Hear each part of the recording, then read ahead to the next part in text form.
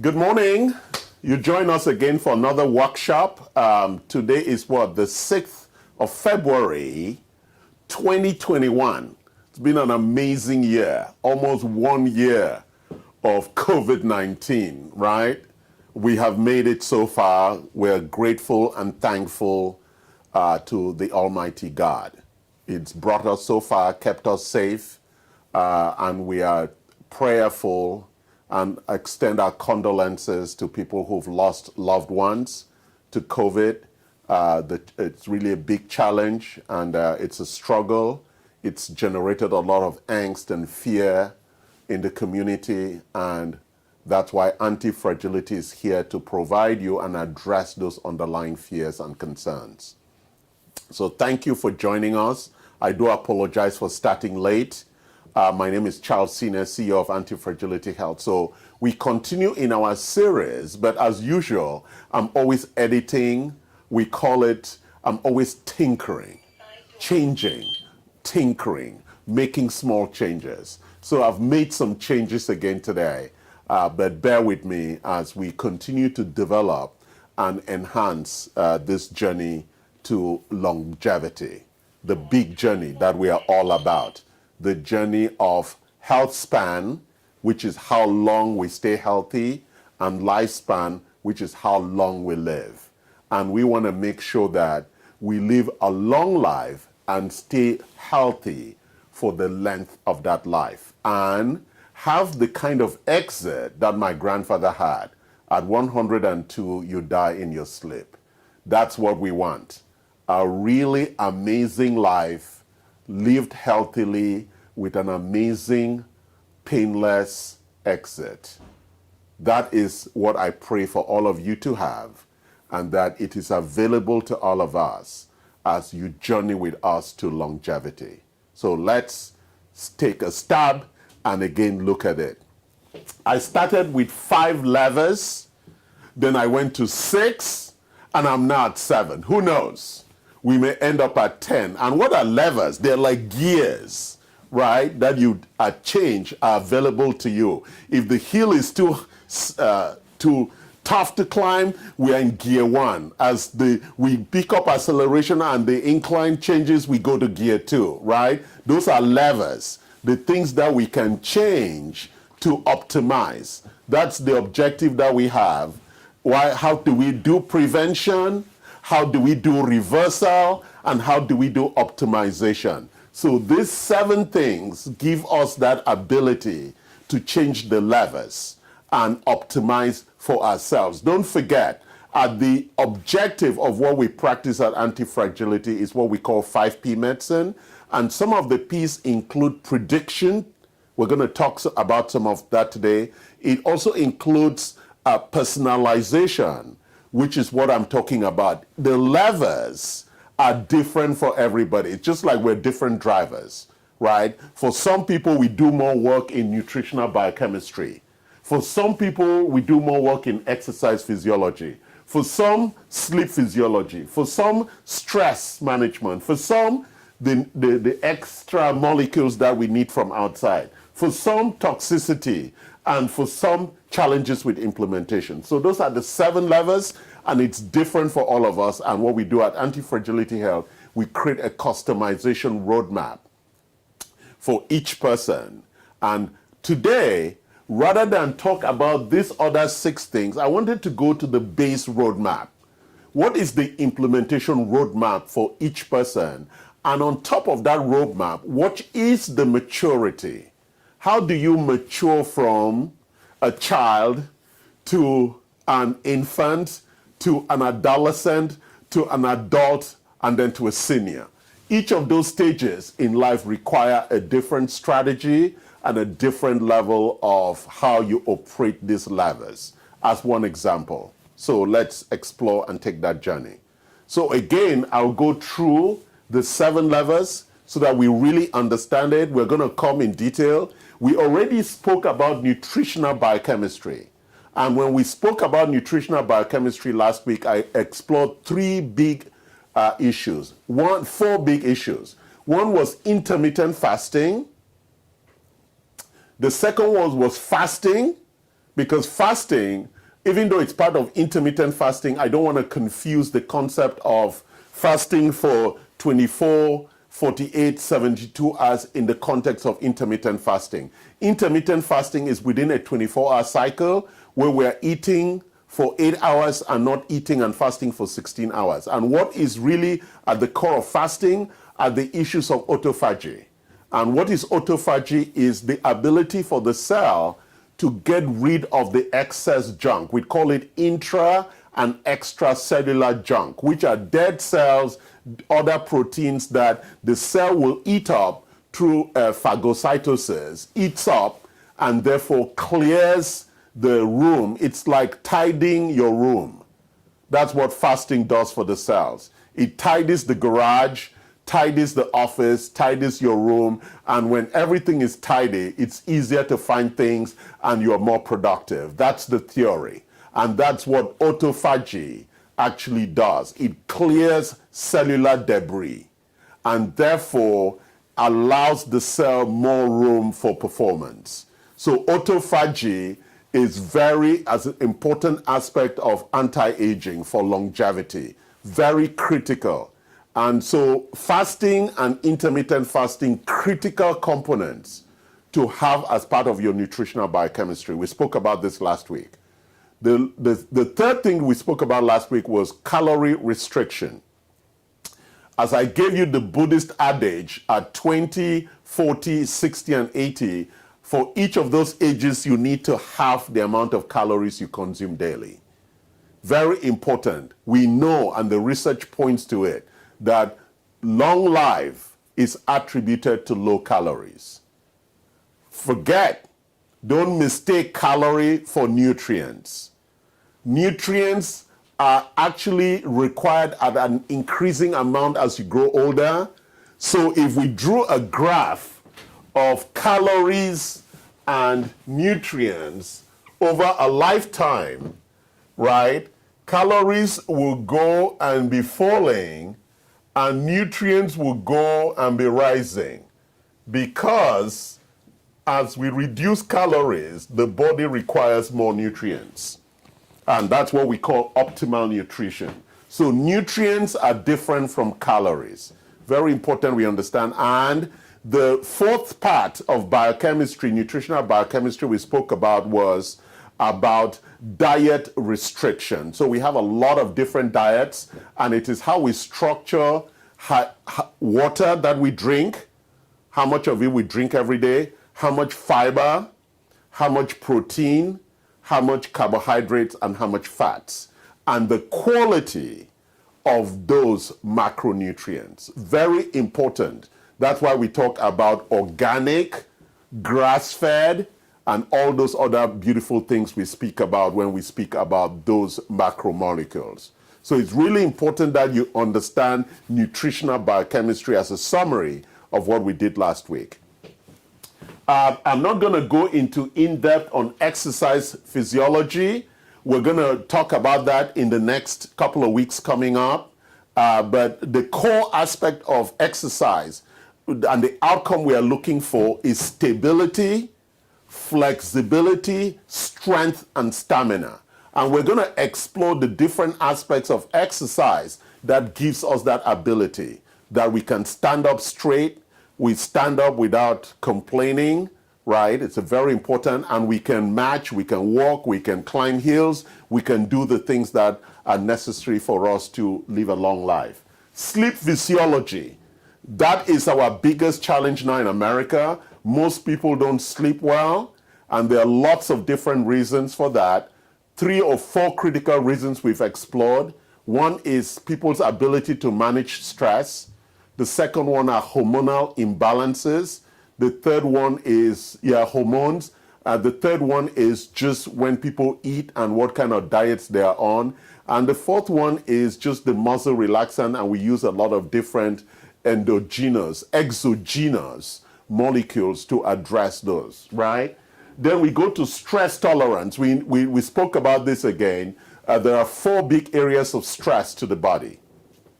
The first most important one is perception, right? I call it the issue of satisfaction. how satisfied one is in life. You have expectations and you have performance. How well does the performance in your life match your expectations? Say, for example, you're not happy with your financials. Then you're going to be stressed about it.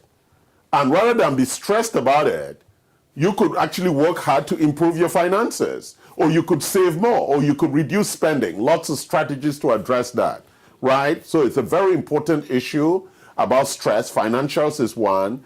The other one is around health, right? The other one is around knowledge. The other one is around relationships. The other one is around the use of time. So most of our stress perception comes from the house of quality that I've spoken, the house of freedom I've spoken a lot about. Most of our stresses are either financial, health, knowledge, relationship, or use of time. This is really the source of our perceptions of stress. And so managing that, because the more freedom you have in your house of freedom, the less stress you have in terms of your perceptions or expectations around stress. That's one area of stress. Big, right? That we all struggle with that. The three other areas are hidden from us. One is the stress from sugar. We call that glycemic dysregulation. Really critical for good health and longevity. And so what you want to do is almost eliminate all sugar and only do what we call resistant starch, which is starch that delays its release of glucose into the bloodstream or has low glycemic impact.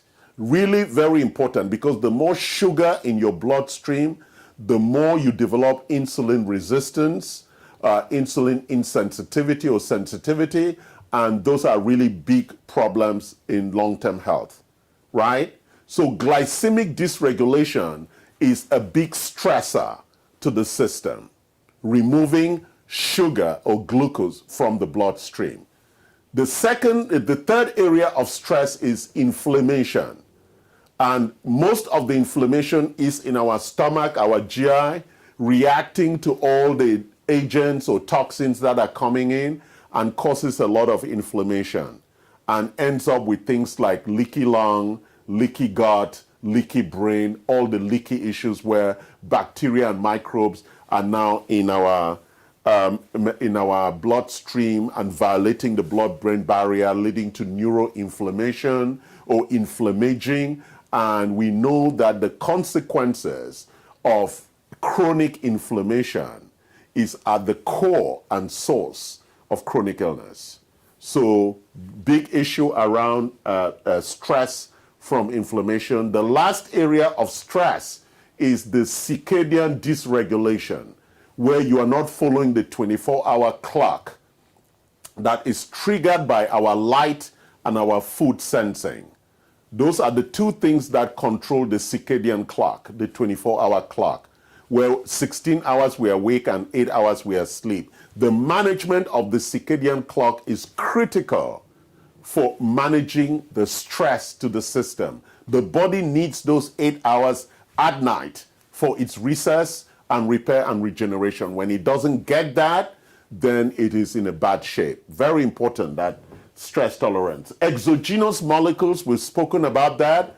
And the day for the workshop that I'm going to explore that, we're going to look at all the molecules from outside, vitamins, minerals, what we call supplements, stem cells, prescriptions that are really critical for lung health, like metformin, like rapamycin. There are quite a few prescriptions there that are good, and at low dose that are aldosterol. There's quite a few things out there that people who are practicing longevity or anti-aging medicine are recommending, and it's showing from research that they're very impactful, including stem cells, including exosomes, including peptides, which are short-chain amino acids that help in the mRNA expression in the building up of proteins. So very critical things that we can talk about. Number 6, toxicity.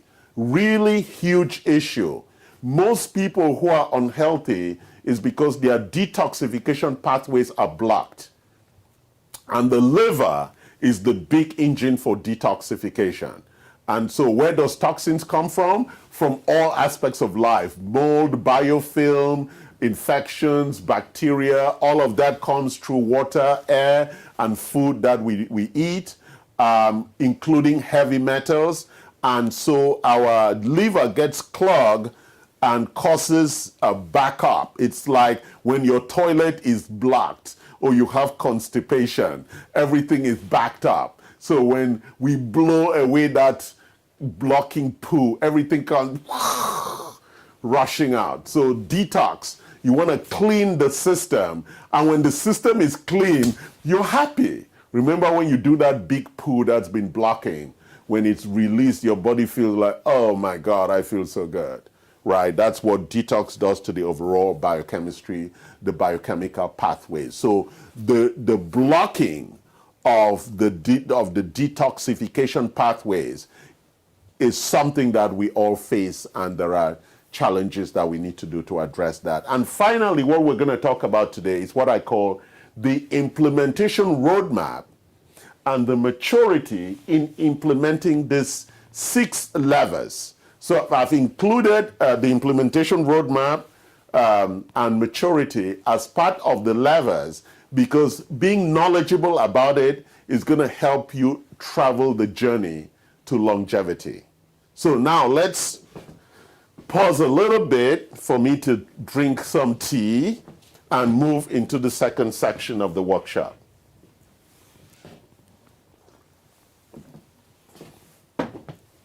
So our implementation roadmap has 4 steps, and they're really critical. Each step must be implemented.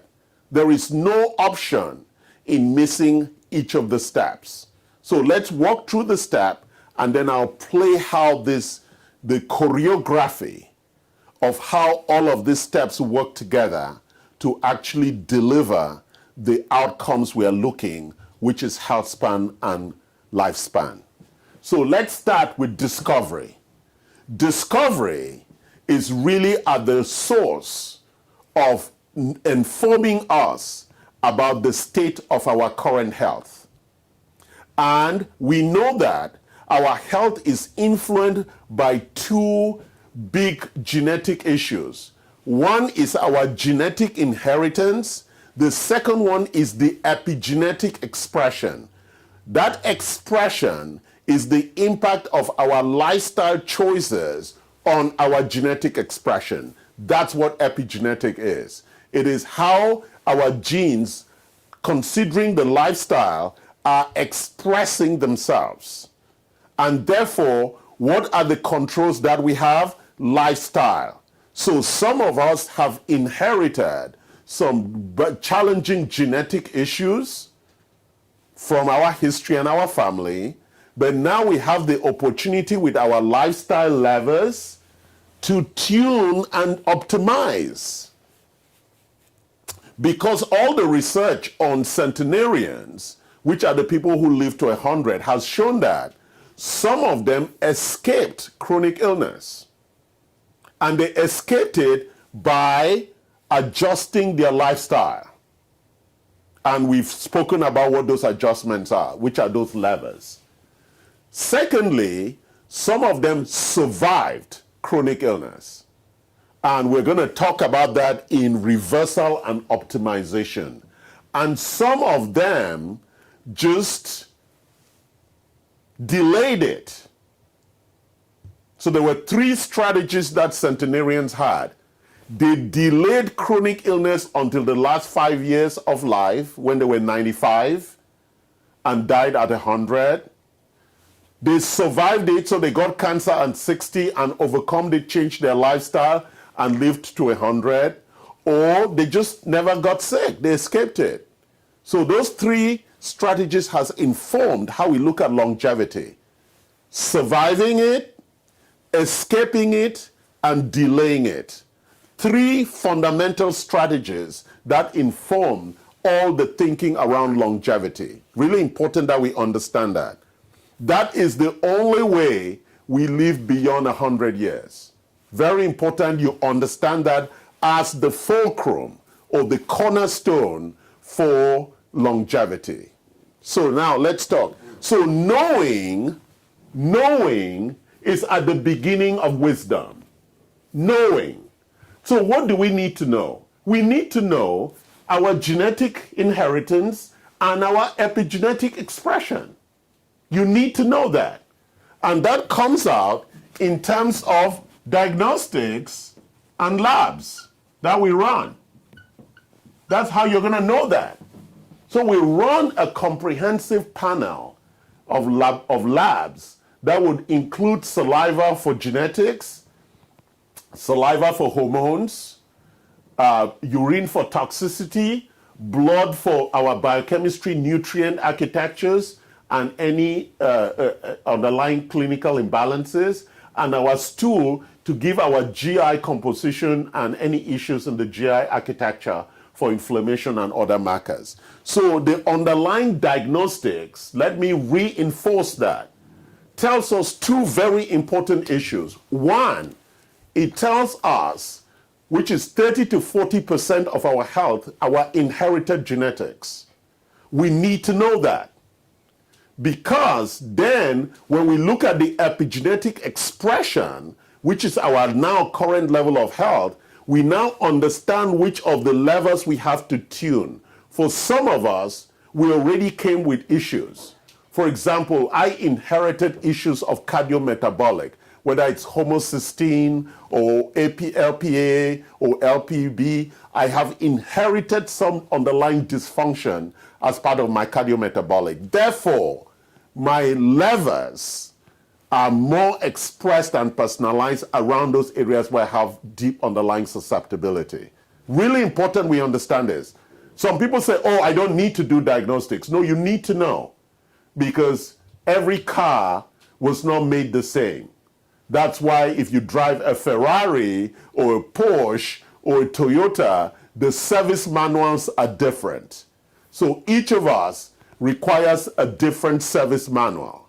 And that is what is created out of the discovery process. And in the discovery process, we do all the diagnostics that would inform the underlying inherited genetics and the clinical imbalances that are showing up in the epigenetic diagnostics, which are from all those samples I spoke about.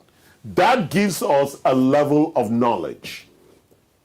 And it is important that everybody understands that. After all, it's your body.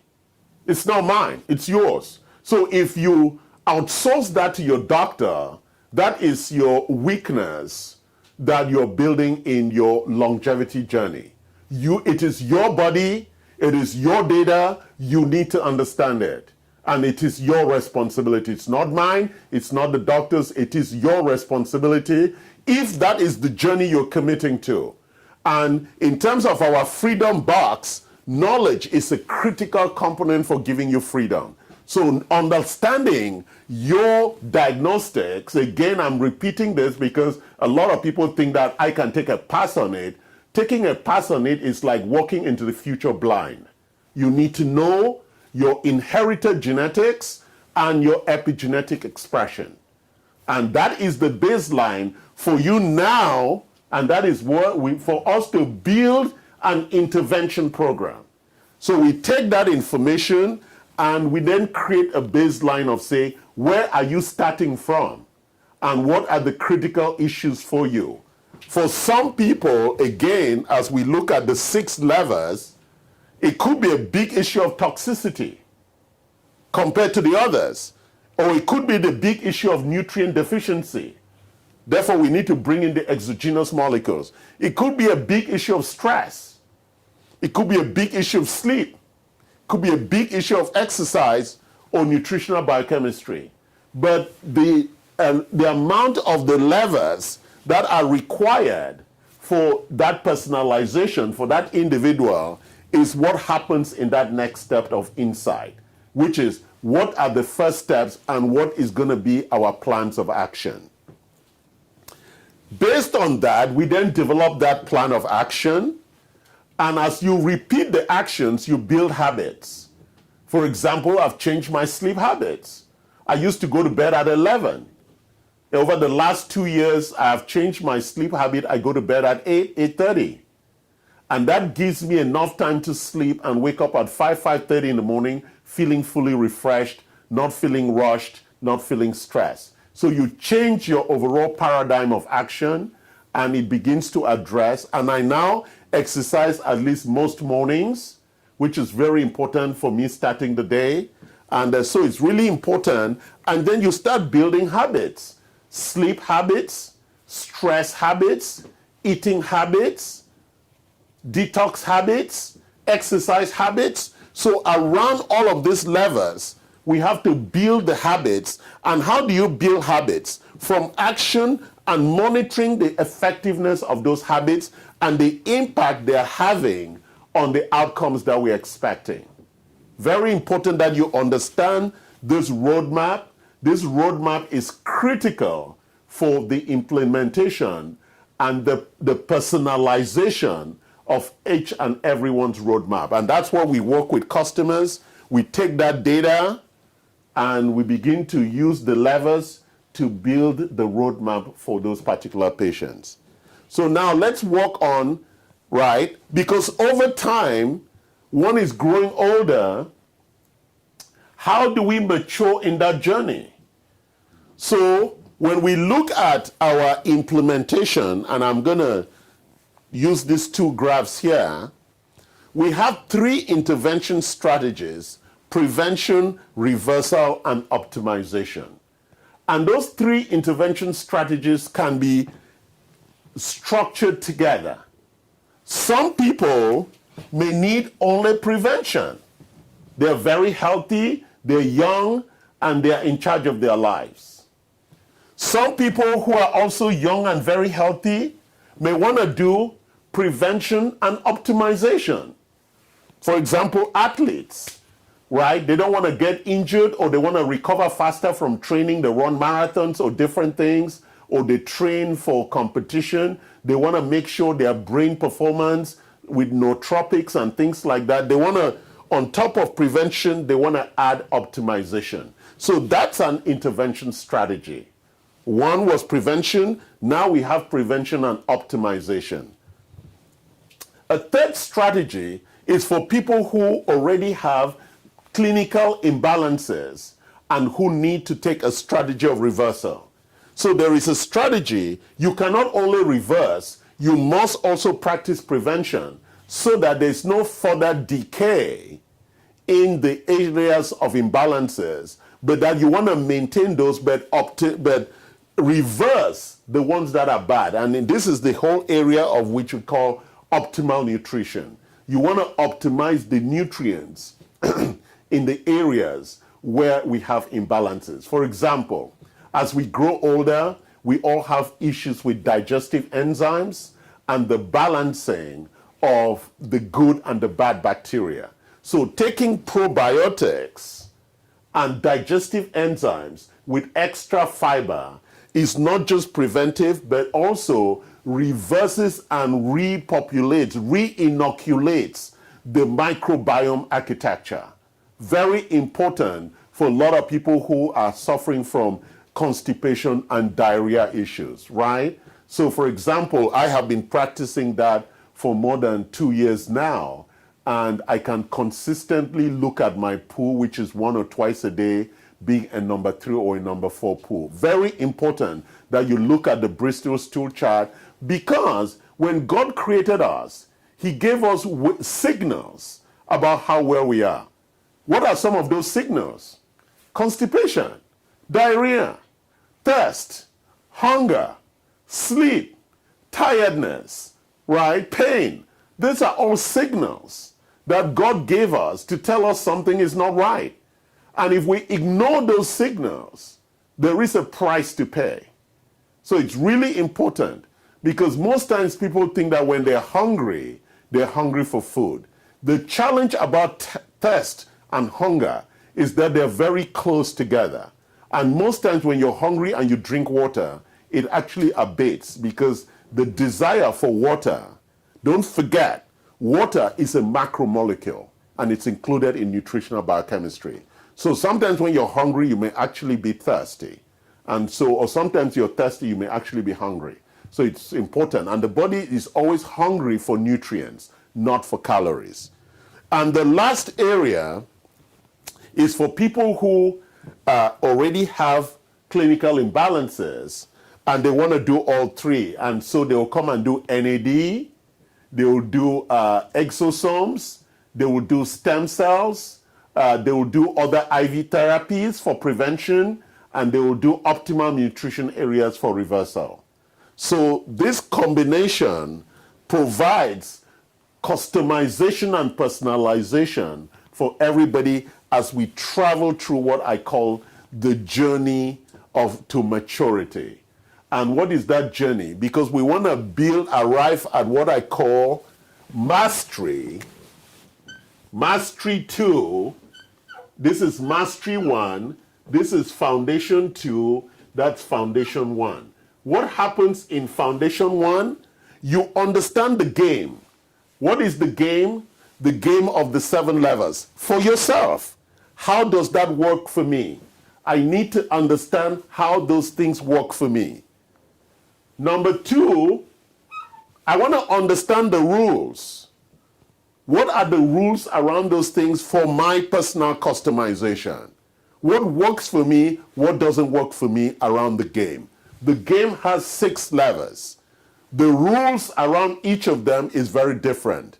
Everybody is going to find out, for example, in nutritional biochemistry, what works for them, what is best for them. Is it 1 egg in the morning, or 1 egg at night, or 2 eggs in the morning, or 3 eggs, or what is the best source of protein that allows me to meet my protein needs, but also I'm very comfortable in building it as a habit.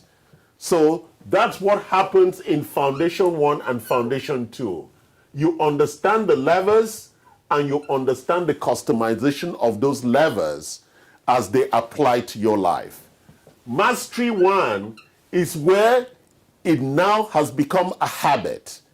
And that habit is always, you are now comfortable in it as a habit in your lifestyle, and it has become fully integrated into your life.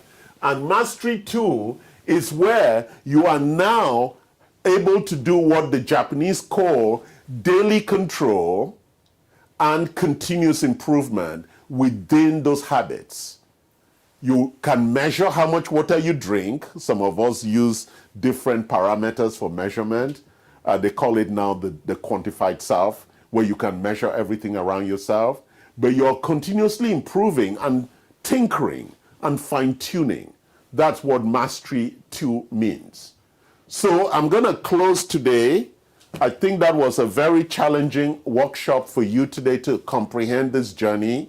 So these 6 levers require lever number 7 for you to understand how to implement and manage it in the long term. So I wanted to make sure we talked about that today before I continue talking about the other levers in the coming weeks. Thank you for joining us, and if you have questions, you can ask those questions. Love us, like us on YouTube and on Facebook. Please subscribe to our YouTube channel. Send your comments and any questions that you may have. And we deeply appreciate you joining us today. And we love the fact that you send comments, and private and otherwise, deep appreciation for that.